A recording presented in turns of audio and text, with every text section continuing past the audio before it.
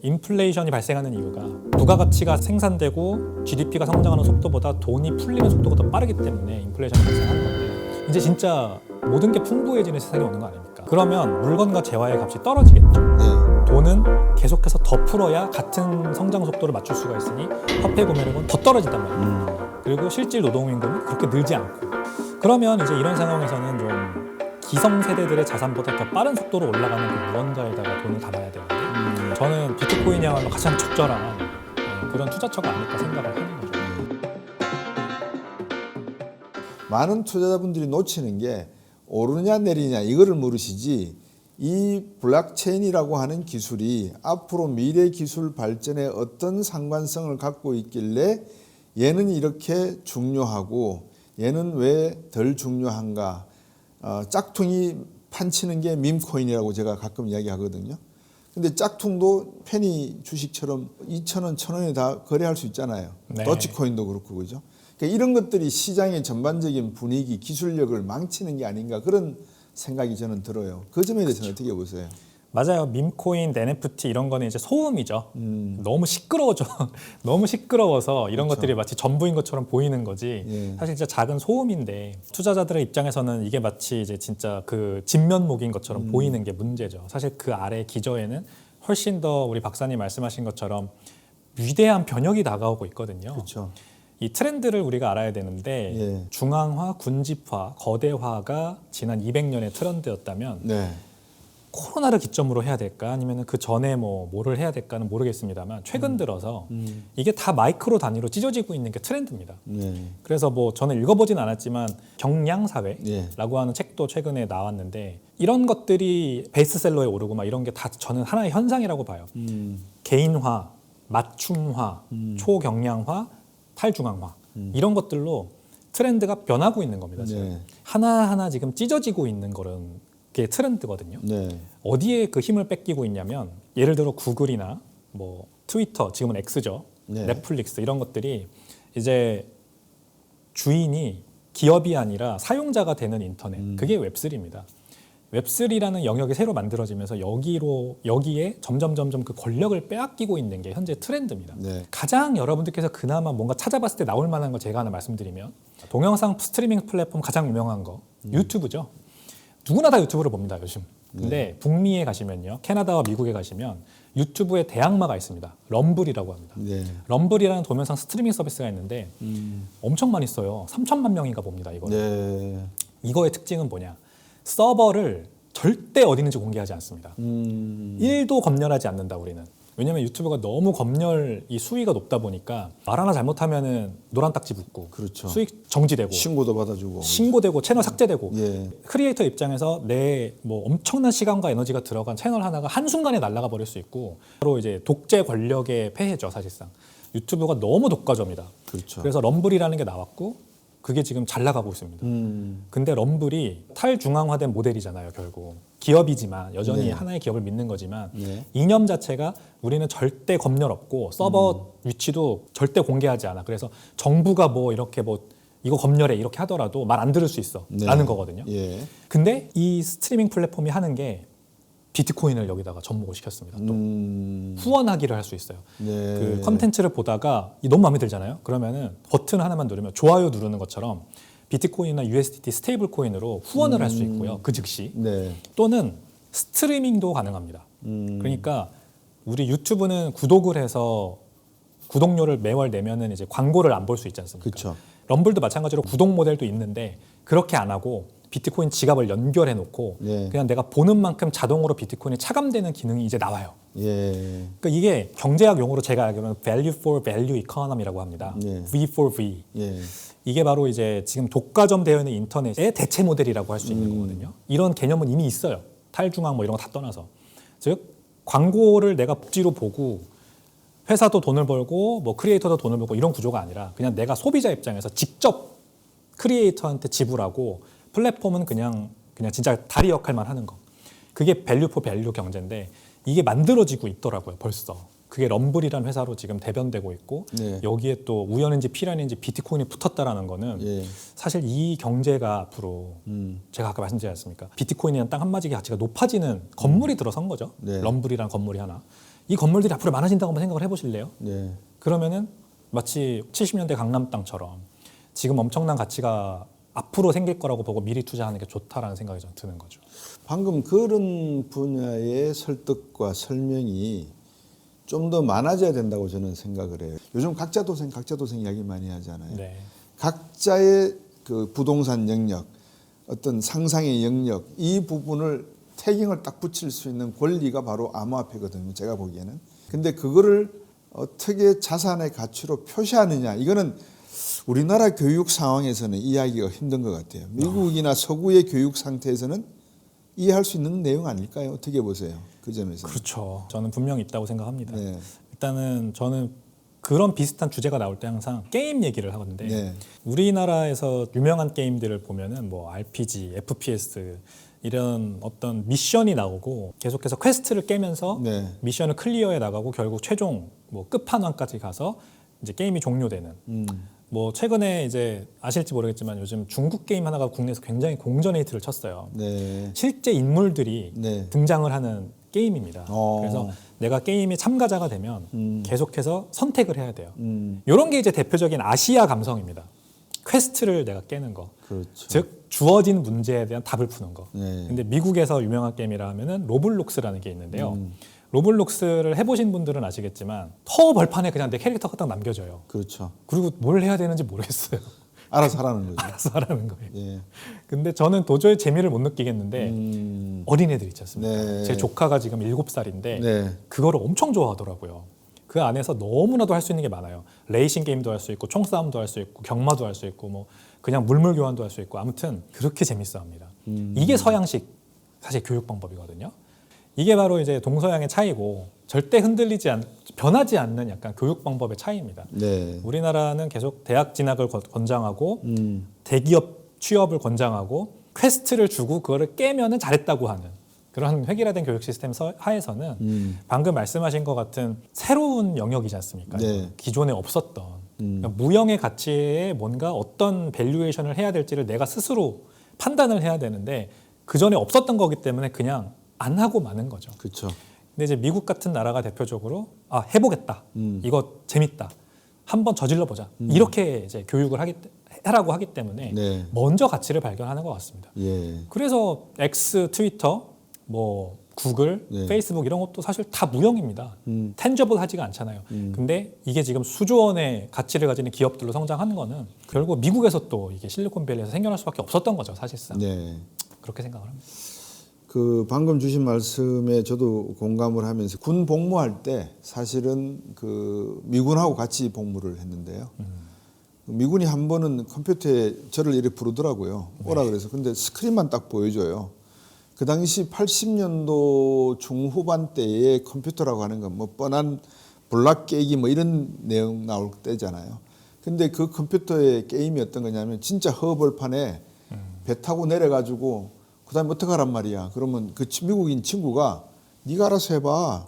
이게 게임이야 그러더라고요. 방금 해주신 말씀을 들으니까 그 생각이 나네요. 지금 이제 이 블록체인이라고 하는 것이 우리 백운종 대표께 여쭤보시는 게 그러니까 어느 기술이 나타나면 이게 하나의 그런 방금 우리가 생각하는 그런 기술적 가치의 하나의 척도로서 인정을 받을까 하는 그거를 여쭤보고 싶은 거예요. 그러니까 이 기술이 20년이 지나고 나니까 이게 블록체인이었구나. 각각이 마이크로소프트고 각각이 구글이구나. 이거는 곽수중의 구글이고 백운종 대표의 구글이구나.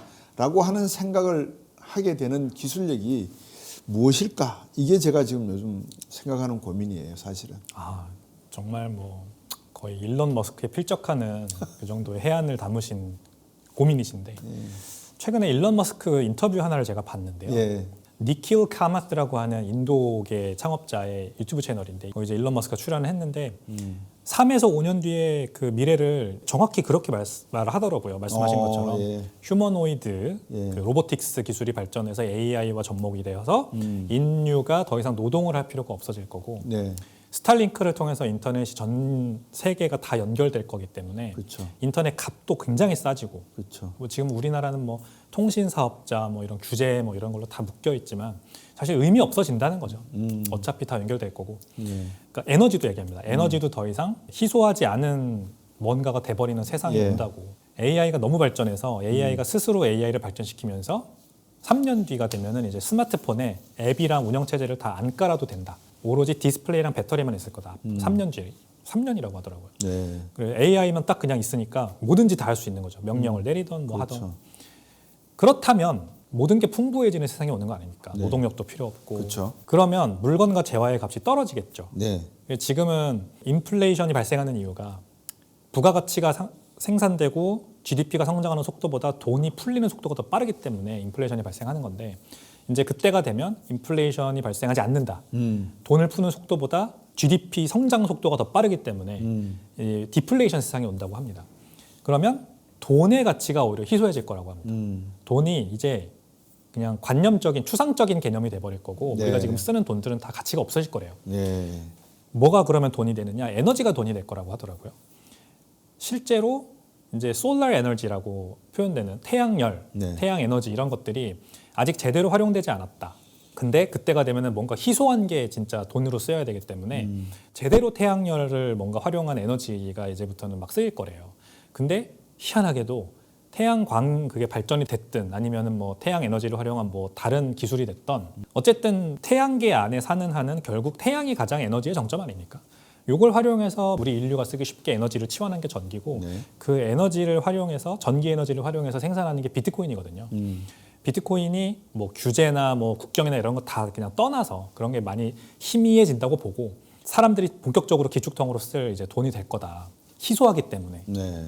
그런 얘기를 하더라고요. 네. 거기에다가 플러스 휴머노이드 로보틱스, AI, 그다음에 새로운 에너지의 발견 이런 것들이 다 우리 개개인의 역량을 이제 완전히 극대화시킬 거라고 저는 봅니다. 그러니까 더 이상 정부나 아니면은 뭐 어떤 특정 집단에 기대서 내 가치를 끌어올려 했던 어떤 회사에 소속돼야만 한다? 뭐 이런 개념도 이제 좀 희미해질 거라고 보고 네. 점차 그냥 내가 혼자 AI 그냥 마치 공공재처럼 가지면서 뭐든지 다 할 수 있는 세상? 돈도 막 알아서 막 벌리고 글쎄요. 그렇게까지 뭐 극단적인 상황이 올지는 절차 모르겠습니다만 제가 일론 머스크 같은 상상력이 없어서 그런지 어쨌든 이제 정말 풍요로운 세상이 온다면 그의 말대로 그러면은 그때가 돼서야 이제 비트코인의 진가가 진짜 드러날 것 같아요. 네. 그리고 그 말씀하신 블록체인을 기반으로 한 탈중앙 네트워크의 힘이라는 게 네. 거기에서 발휘될 것 같습니다. 네. 진짜 통행료를 받아야 돼요. 네. 제가 이제 뭔가 인터넷에 뭔가를 하려면 그렇죠. 지금같이 공짜로 해서는 안 되는 거예요. 그때는 희소해져야 돼요. 내가 하는 것도 희소해져야 되고 마치 에너지가 돈으로 쓰이는 것처럼 그러면은 자 나라는 서비스를 이용하려면 통행료 내. 그게 이제 블록체인이 가지고 있는 메커니즘 아닙니까? 그렇죠. 채굴을 하려면 POW를 활용한 채굴을 하려면은 노동력이 투입되거나 에너지가 투입돼야 되고 거기에서 발생하는 수수료가 인센티브고 네. 그거를 하기 위한 이제 사람들이 존재를 할 거고 이제 나는 거기에 뭐 서비스를 주든 뭐 아니면 내가 그 채굴자가 되든 이런 식으로 돈을 버는 개념이 확 달라질 것 같습니다. 네. 그 지금의 경제 모델과는 상당히 다른 형태의 경제 그렇겠죠. 모델이 인터넷상에서 만들어지지 않을까. 저는 그런 관점에서 중국이라고 하는 나라가 참 희한하다라고 생각하는 게요. 가보셨겠지만은 QR 코드 쓰고 있지 않습니까? 예, 거의 모든 거래가 QR 코드거든요. 제가 가장 원시적인 구석기 시대적인 디지털 화폐, 암호화폐를 제가 신용카드라고 비유를 해드려요. 신용카드가 사실은 플라스틱 카드처럼 보이지만 이 안에 칩이 내장되어 있고 이 안에 들어있는 모든 암호번호가 결국 내가 소유자라는 것이고 내가 돈을 전자 디지털 마니로 지급하겠다는 의미를 다 약속한 거 아니겠습니까? 예. 근데 중국은 QR코드를 지금 사용하고 있단 말이에요. 모든 내용에 있어서. 그러면 QR코드 이 자체가 암호화된 코드잖아요. 그럼 중국 입장에서도 충분히 암호화폐의 중요성, 효용성을 QR을 써보면 이해가 될 것인데 네. 왜 이거를 규제하고 못 쓰게 하는 것인지에 대한 이유를 제가 잘 모르겠단 말이죠. 이유가 뭐라고 보십니까? 중국이 왜 이렇게 규제를 할까요? 근데 가지고 있는 사람들은 중국 사람들이 엄청나게 많아요, 또. 맞습니다. 저는 이렇게 생각합니다. 이제 중국이 결국 하나의 군집화된 사회를 바라는 국가이지 않습니까? 네. 근데 거기 안에 속해 있는 사람들은 이 동시에 발현된 시장 경제에 대한 어떤 가능성, 시장 경제의 우월성을 맛봤기 때문에 네. 개인주의가 이제 들어오는 거죠. 그렇죠. 그래서 이 개인주의가 지금 그 사회주의, 집단주의 체제와 같이 공존하는 거죠. 사실 중국이라는 사회는 네. 굉장히 특이한 모델인데 이 안에서 사람들이 너무 자유의 맛을 알아버리고 너무 그게 가능하다는 거를 이해해버리면 중국 정부 입장에서는 컨트롤하기가 너무 어려워지는 겁니다. 정치 체제가 흔들릴 수 있고 권력을 빼앗길 수 있죠. 근데 말씀하신 이 QR코드 같은 게 이제 대표적으로 결국 암호화폐라는 게 자유롭게 발행되고 자유롭게 거래대로 놔둬버리면 이제 사람들이 이제 그걸 가지고 중국이라는 바운더리를 벗어나기 너무 좋은 거죠. 중국 내에서 쓰는 위챗이나 알리페이나 이런 거의 QR코드는 괜찮아요. 근데 비트코인이나 달러 기반 스테이블 코인 QR코드는 제한을 하는 겁니다. 이렇게 했다가는 외국인이 들어와서도 마음대로 가지고 와서 쓸 것이고 마찬가지로 중국인들도 해외여행 갈 때 마음대로 가지고 나가서 그렇겠죠. 쓸 것이고 네. 그러면 해외에 은닉되는 자산들이 많아질 거고 지금 막아도 하는데 암호화폐를 막아도 그렇게 하는데 이제 아예 뚫어주는 경향이 되니까 그렇게까지는 열어주질 못하는 것 같습니다. 네. 그래서 다 같은 암호화가 아닌 것 같다 생각이 듭니다. 근데 이제 제가 거의 질문을 드렸던 그 배경이라 할까요? 원인이 뭐였냐면 트럼프 대통령이 이제 스테이블 코인을 강조를 한단 말입니다.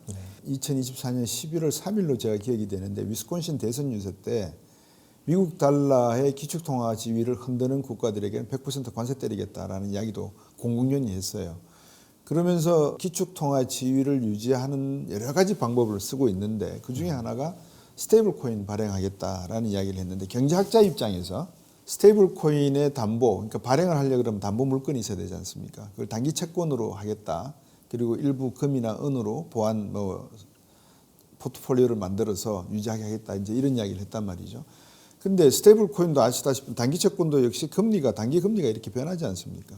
그럼 이렇게 변할 때마다 스테이블 하려고 그러면 이 자산의 가치의 변화를 보고 이 스테빌리티, 안정성을 갖다가 유지를 하는데 대통령은 가능하고 의원들은 불가능하고 지니어스 법안 내용에 그다음에 마약을 팔던 무기징역 애들은 사면을 해가지고 지금 월드 리버티 둘째 아들 회사에다가 다 깔아놓고 창펑차오 이 친구도 풀어주고 그다음에 창펑차오하고 가장 가까운 여자친구 같던데 CEO로 앉혀놓고 네. 역시 바이낸스를 갖다가 또 둘째 아들한테 연결을 시키는 것 같아요. 제가 볼 땐. 거기다가 요즘 또 하단 게 뭐냐면 중국이 돈을 안 쓰니까 중동 달러를 갖다 오일 달러를 좀 써야 되겠다 싶은 생각이 든 것 같아요. 그래서 지금 실리콘밸리가 있다 그러면 달러밸리가 어디에 있냐 그러면 중동에 있다는 거죠. 그래서 중동도 왔다 갔다 하면서 평화협정 맺겠다 이러면서 이제 트럼프 대통령의 그런 이해상충 부분을 제가 지금 말씀드리는 겁니다. 암호화폐에 대한 인식도 가뜩이나 좋지 않은데 한 국가의 대통령이 CBDC를 폐지해버리고 스테이블 코인으로 가겠다. 거기다가 아들을 회사를 만들게 해서 지금 20억 달러가 넘는 수익을 올리게 하고 있고 이런 게 결국은 암호화폐의 전반적인 특히 스테이블 코인을 포함해서 하나의 문제점은 되지 않을까 하는 생각이 들거든요. 이 점은 어떻게 보세요? 저는 트럼프 대통령의 일단 CBDC 철폐 같은 경우에는 잘했다고 생각을 합니다. CBDC는 중앙은행 발행 디지털 화폐인데 그렇죠. 이 중앙은행을 결국 지금 권력을 약화시키는 게 네. 이 트럼프 대통령의 CBDC 철폐의 원인이거든요. 직접적인 이유입니다. 네. 최근에 이제 스캇 베센트 재무장관도 디지털 서밋이라는 데 나와가지고 그런 얘기를 했더라고요. 중앙은행은 도대체 뭐 하는 곳인지 모르겠다. 뭐 고액 자산가들을 위한 대변하는 은행이 된 것 같다 이러면서 2020년 코로나 팬데믹 이후로 인플레이션 예측 성공 가능성이 예년에 10분의 1 수준으로 줄어들었대요. 연준이. 그러니까 다 틀린다는 겁니다. 그래서 이 검열도 받지 않고 어떤 퀘스천도 받지 않고 챌린지도 받지 않는 이런 중앙 기관이 계속해서 이렇게 하게 냅둬야 되냐 이런 얘기를 하는 걸 보면 네. 확실히 트럼프 대통령은 이 페드라고 하는 연준 중앙은행이라고 하는 곳의 권력을 좀 이번에 손봐야겠다. 독립성, 돈립성 방패막으로 내세우는데 그러는 것 같아요. 그리고 그러려고 하는 이유는 본인의 정책에 방해가 되기 때문이죠. 본인이 하려고 하는 거에. 결국 이제 미국의 다시 부흥, 네. 미국을 다시 부흥시키겠다. 제조업 다시 부활시키겠다. 네. 레드넥 미국 그 노동자 중산층을 다시 부활시키겠다. 이런 공약을 했기 때문에 그걸 하려면 연준이 지금 이렇게 버티고 기준금리 인하 잘 안 하고 매파적인 스탠스 취하고 있는 게 이제 싫겠죠. 이런 과정에서 이제 스테이블 코인이 나오는 겁니다. 이런 과정에서 연준이라는 또 은행 시스템이라고 하는 기존의 금융 카르텔을 바이패스하고 직접 재무부가 돈을 풀 수 있는 창구잖아요. 결국 말씀하신 것처럼 단기 채권을 계속해서 담보물로 가지고 있는 상태에서 토큰이라는 게 발행되기 때문에 그 토큰이 많이 발행된다면 역으로 말하면 단기 채권에 대한 수요가 올라가는 거고 네. 그럼 재무부는 마음대로 그냥 채권을 찍을 수 있다는 계산인 겁니다. 네. 그러면 이걸로 이제 돈 풀어가지고 결국 뭐 제조업도 리슈어링 시키고 뭐 그 선심성 공약한 거에 대한 재정 지출도 하고 이런다는 거죠. 뭐 이런 거에 대해서 이제 흥미롭게 지켜보고는 있습니다만 어쨌든 연준이라는 존재에 대한 저는 회의감이 굉장히 크기 때문에 그거 자체는 반대하지 않습니다. 근데 거기서 너무 더 나아가서 본인 밈코인도 발행하고 자기 가족 사업을 하면서 뭐 수십억 달러대 수익도 올리고 이런 거는 분명히 암호화폐에 대한 이제 인식이 안 좋아지는데 또 일조를 하고 있죠. 그래서 참 호사다마라고 좋은 일이 있으면 나쁜 일도 같이 오는 것처럼 트럼프 대통령도 무슨 생각으로 저러는지 모르겠지만 네. 무리수를 두는 부분도 분명히 있습니다. 저는 우리 백은정 대표가 방금 말씀하신 그 점 앞에 내용에도 네. 제가 충분히 공감할 수가 있겠습니다. 왜냐 그러면 연방준비은행이라고 하는 게 제 기억 속에 맞는지 모르겠습니다만 44개 아니면 47개 지방은행들의 연합체로부터 시작이 됐고요. 네. 지금도 연방이라는 이름이 붙었지만 사실 민간은행들, JP모건, 골드만삭스가 다 이사회 멤버로 있는 그런 은행이다 보니까 미국 대통령 입장에서 보면 이거 뭐 상업적 카르텔 자기들이 계속 금융 자본을 지켜나가겠다는 거 아니냐. 그거는 미 정부가 용납을 못한다라고 긍정적으로 해석할 수 있는 부분도 충분히 존재하거든요. 근데 이제 문제는 방금 말씀하신 그 후자 쪽이 아니겠는가 하는 그 생각이 조금 들어서 이제 이 암호화폐 문제에 대한 전반적인 우리가 이런 게 있어서 자꾸 어두운 쪽으로 이게 몰아가는 게 저는 좀 마음이 불편한 거죠. 네. 그러면 이제 끝으로 요즘 이제 비트코인하고 유동성 문제를 좀 한번 여쭤봐야 될 것 같아요. 돈이 많이 풀리면 아까 말씀하신 대로 인플레이션이 되면 비트코인 가격은 올라갑니까? 덩달아서? 인플레이션이 발생을 한다면 예. 그렇죠. 인플레이션이 발생하는 거는 화폐 공급량이 늘어났고 시중 유동성이 늘어났다는 거니까 네. 비트코인의 가격이 올라가는 뭐 가장 직접적인 원인이죠. 그러면 지금 통화정책도 그렇고 재정정책도 그렇고 돈 다 푸는 거 아니에요? 네.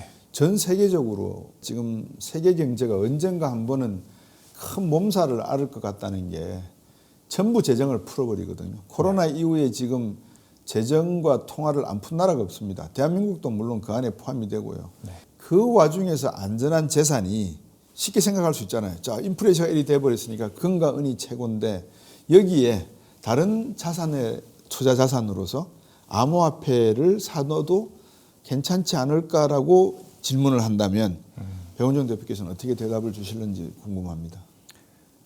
저는 우리나라가 특히 이제 다른 해외 선진국들 대비해서도 더 취약한 것 같습니다. 지금 97년 외환위기 때 큰 체질 개선을 한번 하고 2008년 금융위기나 코로나는 상당히 조용하게 넘어간 축에 속하거든요, 우리나라가.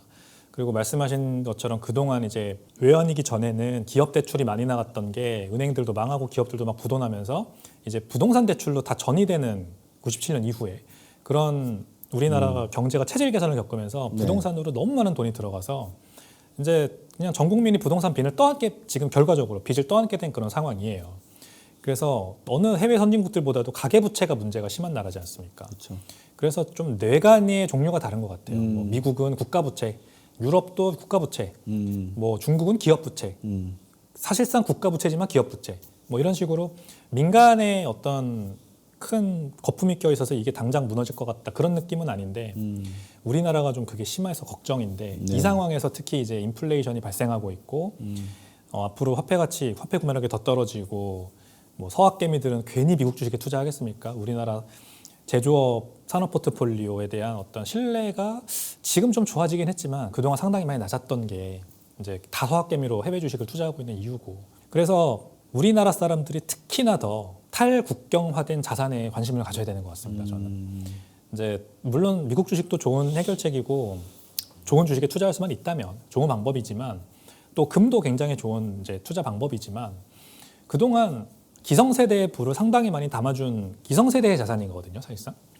이제 미국은 S&P 500 지수를 7개 종목이 다 끌고 올라가고 있고 그렇죠. 그 7개 종목이 이제 그 기성세대의 자산입니다. 여기 이제 뭐 인덱스 자금, 패시브 자금들도 많이 들어와 있고 그게 다 우리 베이비 부머 세대의 은퇴 자금이 들어와 있는 거고 국민연금 이제 미국 같은 경우에 401k 이런 게 다 들어와서 패시브 자금으로 계속해서 끌고 올라가는 건데 네. 여기에 이제 우리 같은 전에 이제 좀 벗어났지만 젊은 세대 2030 세대가 들어가면은 이제 과거에 있었던 정도의 부의 상승 속도가 나오기는 좀 힘들죠. 느려지죠 아무래도. 근데 지금 인플레이션 속도는 점점 더 빨라지니까 돈은 계속해서 더 풀어야 같은 성장 속도를 맞출 수가 있으니 화폐 구매력은 더 떨어진단 말입니다. 그리고 실질 노동임금은 그렇게 늘지 않고 그런 상황에 지금 처해 있는 게 2030 세대, 특히 대한민국의 2030 세대라서 네. 그러면 이제 이런 상황에서는 좀 기성 세대들의 자산보다 더 빠른 속도로 올라가는 그 무언가에다가 돈을 담아야 되는데 이제 저는 비트코인이야말로 가장 적절한 그런 투자처가 아닐까 생각을 하는 거죠. 네. 왜냐하면 특성은 금하고 비슷한데 저평가받아 있고 굉장히 안 좋은 얘기만 매스컴에서 많이 다루고 그만큼 사람들이 등한시하고 있다는 건 굉장한 기회란 얘기고 이런 것들에 이제 기성세대 자산들에 많이 들어가 있던 프리미엄들 자산들에 묶여 있었던 자금들이 흘러나오면서 스필오버 효과라고 하지 않습니까? 흘러나오면서 여기로 담기면 그러면 이제 이것이야말로 이제 다음 100년을 이끌어갈 어떤 주요 자산 그릇이 되는 거죠. 네. 뭐 이 그릇이란 말을 많이 쓰더라고요. 블랙록 CEO 레리 핑크도 쓰고 네. 자기가 이제 한창 활동할 때 그릇은 좋은 그릇은 그 부를 담을 그릇은 부동산, 미국 주식 이런 거였는데 자기가 봤을 때는 새로운 그릇이 필요한 것 같다. 지금 이제 젊은 세대가 다시 부의 사다리로 올라갈 수 있으려면 이 부를 담을 새로운 그릇이 필요해서 자기가 이 토큰, 비트코인뿐만이 아니라 거기는 뭐 STO 이런 것도 엄청 관심 많잖아요. 네. 이런 것들을 하는 이유는 결국 그 그릇이라고 봤기 때문이라고 하더라고요. 그러면은 이런 거에 미리미리 선제적으로 투자하는 거죠, 지금 사실상. 그렇죠. 그러니까 좋은 결정이라고 저는 생각을 합니다. 예. 어떻습니까? 이제 트럼프 대통령 입장에서는 미국의 새로운 경제 구조의 변화 정도가 아닌 것 같아요.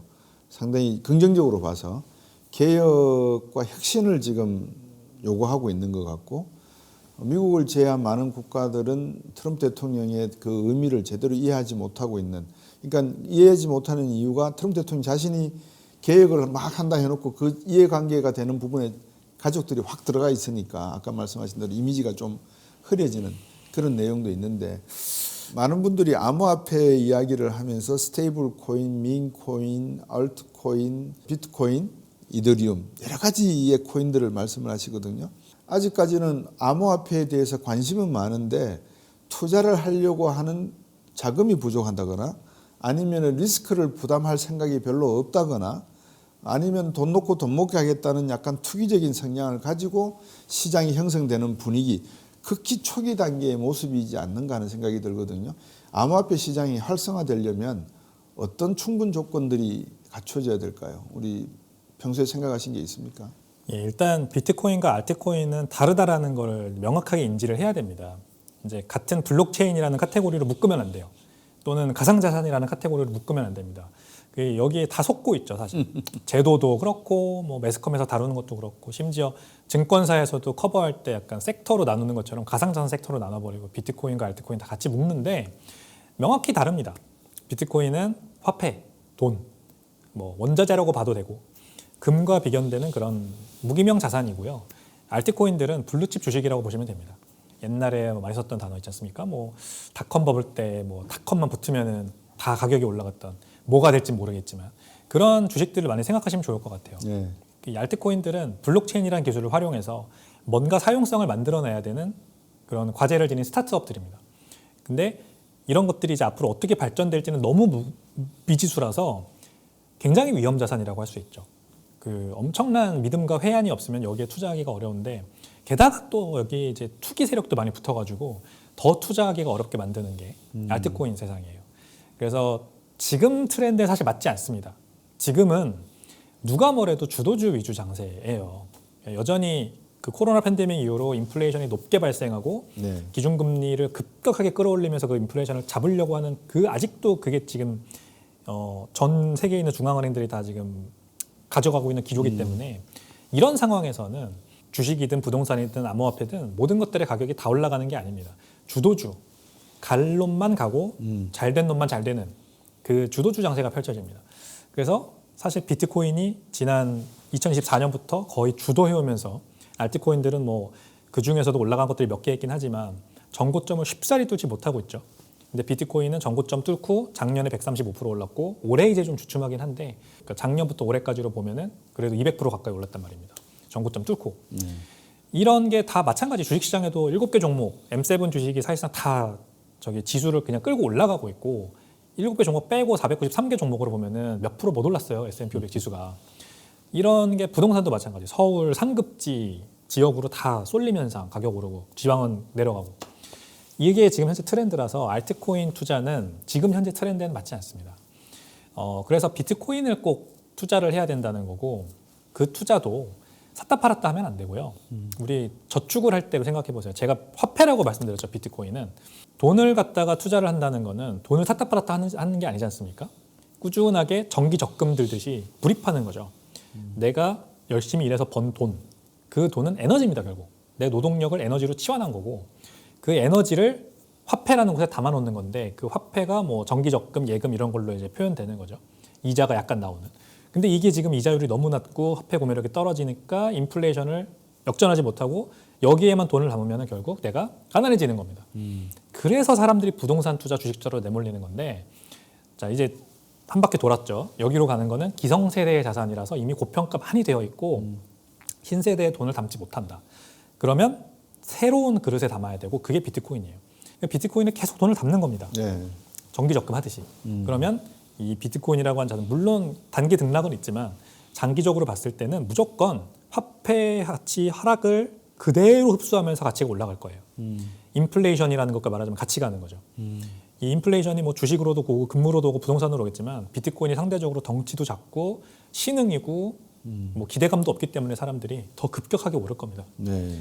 그동안 여러 번 보여줬어요. 사실 상승장이 한 번 오면 비트코인이 이만큼 올라가고 뭐 금, 부동산, 주식이 따라 올라가고 떨어질 땐 또 급격하게 떨어지지만 그렇다고 해서 뭐 완전히 무너지는 건 아니고 네. 하방이라는 게 어쨌든 존재를 하고 그걸 찍고 다시 올라가고 이걸 지금까지 여러 번 보여줬기 때문에 결국 이걸 이해를 해야 됩니다. 아 돈인데 변동성이 큰 돈이구나. 그래서 가만 담아놓으면 되는구나. 뭐 돈이 있으신 분들은 한 번에 많은 양을 사셔도 되지만 많은 분들이 그렇지 않죠.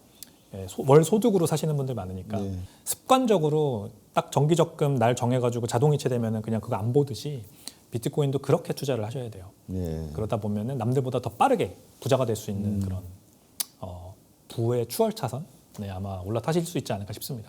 이더리움 이야기를 좀 여쭤봐야 될 것 같아요. 이더리움이 어떤 내용을 담고 있나요? 비트코인과 달리. 예, 이더리움은 이제 창시자가 존재를 하고 그 창시자의 영향력이 아직도 굉장히 센 상태의 기업형 암호화폐라고 보면 됩니다. 그래서 그게 나쁘다는 게 아니라 이제 일단 종류로 확 나눠야 된다는 거고요.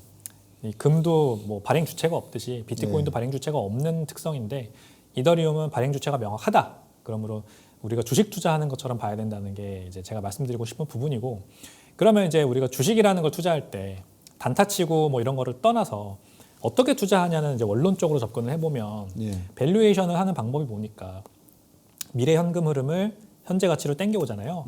디스카운티드 캐시플로우라고 해서 그걸 이제 뭐 분모를 뭐로 할 거냐, 뭐 기준금리로 하기도 하고, 뭐 단기채 금리로 하기도 하고 그런데 이렇게 계산을 할 수가 있냐는 거죠. 이더리움이라고 하는 서비스 하나의 서비스가 앞으로 얼마만큼의 현금 흐름을 만들어낼 건지를 먼저 생각을 해봐야 됩니다. 네. 이런 부분에서 봤을 때 분명히 하고 있는 분야는 있어요. 지금 이제 디파이라는 것도 이더리움이 많이 만들어져 있고 그래서 디파이 거래량 여기에서 발생하는 수수료 매출 이런 것들을 기업 매출식으로 잡을 수도 있겠죠. 또 앞으로 달러 기반 스테이블 코인의 정말 세상이 앞으로 더 커진다면 지금 이더리움이 가장 많은 달러 기반 스테이블 코인이 올라가 있으니까 달러 기반 스테이블 코인 트랜잭션 여기서 발생하는 수수료 이 수수료를 또 이더리움이라는 서비스의 매출로 볼 수도 있겠죠. 이게 다 이제 밸류에이션이 가능한 부분인데 그러면은 우리는 현재 가치를 보는 게 아니라 미래 가치를 봐야 되잖아요. 미래에 과연 어떻게 될 거냐는 관점에서 판단을 해봐야 돼요. 근데 저는 이더리움은 너무 경쟁자들이 많다는 게 일단 하나의 문제라고 생각을 합니다. 지금 당장은 그렇죠. 이더리움 위에 디파이도 많고 뭐 스테이블 코인도 가장 많이 발행돼 있고 하지만 이게 다 후발주자들한테 따라잡히고 있는 중이고 많이 따라잡혔거든요. 그렇죠. 왜 그러냐면 더 빠르고 더 전력 소용량이 낮고 효율적이고 수수료가 낮고 이런 블록체인들은 계속 등장하기 때문에 그 이더리움의 역할을 일부 솔라나가 가져갔고 그래서 솔라나가 밈코인 거의 뭐 이더리움보다 더 밈코인을 많이 발행하는 체인이 됐고 그 뒤에 나온 뭐 여러 가지 제3세대 블록체인들도 더 빠르다, 더 싸다를 결국 표방하면서 계속 성능 개선을 하면서 이더리움의 그 아성을 넘보고 있단 말이에요. 네. 스테이블 코인을 얘기를 하면은 그래서 디파이들은 다 지금 찢어졌어요. 이더리움에 있던 것들이 솔라나에도 그대로 올라가고 네. 뭐 아비트럼에도 올라가고 뭐 기타 등등 블록체인들이 막 올라가는 중이고 스테이블 코인 같은 경우에도 이더리움이 지금은 많이 트랜잭션을 발행하지만 지금은 시가총액이 크지만 트랜잭션 볼륨으로 보면 트론한테 따라잡혔거든요 이미. 이더리움이 이 트랜잭션 수로 보면요. 트랜잭션 수로 보면 트론한테 따라잡혔습니다. 그러니까 이더리움은 큰 단위의 스테이블 코인 전송을 하기에는 여전히 좋죠. 가장 많은 시가총액이 묶여 있으니까 그리고 가장 이제 신뢰도 높으니까. 근데 다다다닥 자주 트랜잭션 하나에 있어서는 이더리움이 불리한 거예요. 비싸고 느리니까. 네. 자 이렇게 하나하나 따라잡히는 모습이 보이는 상황이고 스테이블 코인 발행사들이 심지어 자체 블록체인을 만들고 있고요. 그렇죠. 만약에 스테이블 코인이라고 하는 게 우리가 원하는 대로 민간에서 발행하는 게 아니라 은행에서 발행하는 식으로 가면 지금 지니어스 액트도 뱅크 차터라는 걸 딴 기업들이 은행과 합작해가지고만 발행할 수 있거든요. 네. 결국 은행이 발행할 수 있게 해준 거예요. 그렇죠. 그 영역을 침범하지 않도록 한 거죠 민간에서. 그러면은 이 은행들도 자체 블록체인을 만들 수밖에 없을 거예요. 이더리움 못 쓸 수도 있습니다. 왜냐하면 저 은행 간 스테이블 코인 거래를 할 때 중간에서 처리해주는 이더리움의 노드가 누구냐. 이게 불특정 다수잖아요. 그렇죠. 이거를 은행들이 받아들일 수 없을 거예요 아마. 그래서 자체 블록체인을 만드는 거죠. 그래서 이 자꾸 비껴나거든요. 뭔가 이더리움이 앞으로 많이 쓰일 거다라고 하는 그 격전지에서 네. 이더리움이 정말 그러면은 킹왕짱의 역할을 할 건지에 대해서 계속해서 비껴나가는 모습이 저는 보여서 미래의 현금 흐름을 땡겨왔을 때는 조금 박한 그런 평가를 할 수밖에 없는 뭔가 새로운 게 나타나야 된다고 저는 봅니다.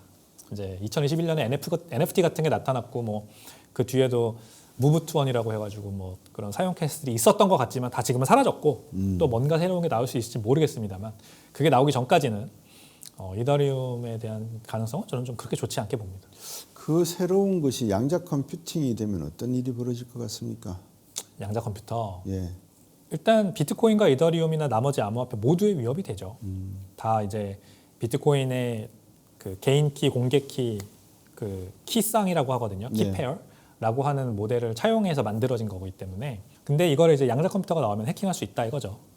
중첩이라는 거를 써가지고 동시에 병렬적으로 계산을 하니까 목적지, 이 소인수 분해를 해서 원래 값이 뭐였는지를 유추할 수 있는 게 빠르다. 이건데 결국 그러면은 이제 뭐 당연히 비트코인 지갑들 지금 공개되어 있는 지갑 주소들이 다 위험해질 수 있고 그 안에 들어있는 비트코인이 이제 양자 컴퓨터한테 해킹당할 수 있는 거죠. 네. 근데 저는 그 전에 일단 먼저 그 RSA 2048이라고 합니다. 지금 현재 뭐 정부 기관이나 은행이나 이런 데서 쓰고 있는 암호화 알고리즘이 더 먼저 털려요. 해킹이라는 거는 언제나 더 쉬운 상대가 먼저 타깃이 되지 않습니까? 우리 지금 당장 은행 계좌 이체만 하더라도 여러분 은행 계좌 이체하실 때 몇 자리 비밀번호 쳐 넣으십니까? 4자리 핀번호 넣죠. 그 4자리의 조합은 10,000가지밖에 안 됩니다. 네. 그거는 슈퍼컴퓨터도 필요 없어요. 그냥 하려면 할 수 있고 뚫으려면 뚫을 수 있거든요. 그러니까 이런 거를 먼저 털겠죠. 그리고 양자 컴퓨터를 만드는 그게 뭐 대학교 기관이 됐던 뭐 아니면 기업이 됐던 그런 은행들이 해킹당할 때까 은행들이나 아니면 정부 기관, 공공기관들이 해킹을 당하도록 그대로 놔두고 양자 컴퓨터로 상용화시킬 거라는 거는 사실 좀 상상하기 어려운 결과지 않습니까? 네. 자기들이 어쩌면 연구를 해야 되는 연구 자금이 그 은행 계좌에 들어있을 수도 있는데 그렇죠. 그렇기 때문에 먼저 여기가 어떤 양자 내성으로 업그레이드가 될 거라고 저는 봅니다. 그럼 비트코인도 당연히 거기에 적응을 하겠죠. 이더리움도 마찬가지고. 그래서 뭐 정부나 공공기관이나 은행이 양자 내성으로 어떤 식으로 암호화 업그레이드를 하면 비트코인도 그대로 아마 미리 업그레이드를 할 거라고 저는 생각을 합니다.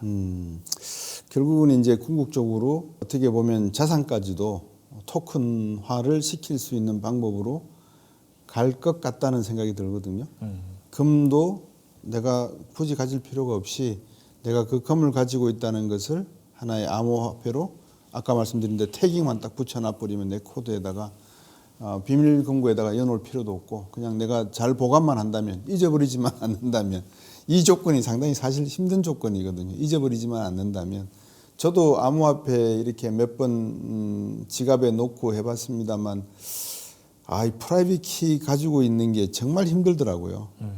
그게 어디 적어 놓지 않으면 안 되잖아요. 근데 아시지만 그런 일상적인 생활 패턴이 몸에 배지 않았기 때문에 그런 프라이빗한 키가 중요하다는 건 아는데 중요해서 어디다가 잘 놔뒀는데 못 찾는 경우가 생기더라고요. 네.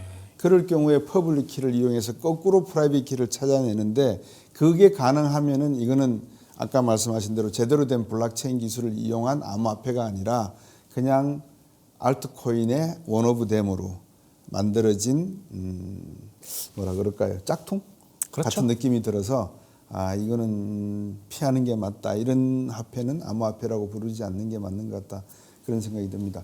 어쨌든 2026년이 되었건 27년이 되었건 향후 5년 안에는 부의 흐름이 크게 뒤바뀔 수 있는, 보통 우리가 바다 낚시 가면은 물의 흐름에 따라서 조항이 달라진다 그러지 않습니까?